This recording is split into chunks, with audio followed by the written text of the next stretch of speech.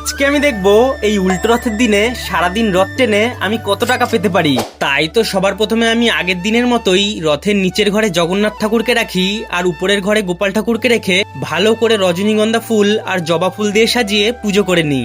আর হ্যাঁ, তোমরা একটু বলে যেও আজকে রথ সাজানোটা কেমন হয়েছে।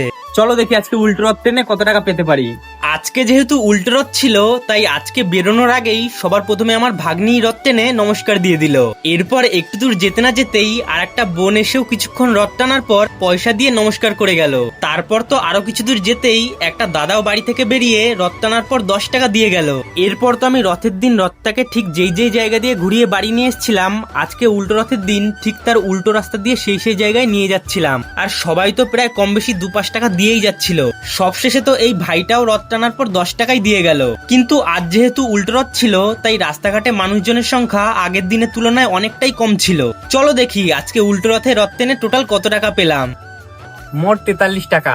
আগের দিন রথের দিনে উঠেছিল 222 টাকা আর আজকে উল্টো রথের দিন উঠলো 43 টাকা। এবার তোমরাই বলে যাও দুদিনে টোটাল কত টাকা উঠলো। আর হ্যাঁ, জয় জগন্নাথ লিখে যেতে কিন্তু ভুলো না।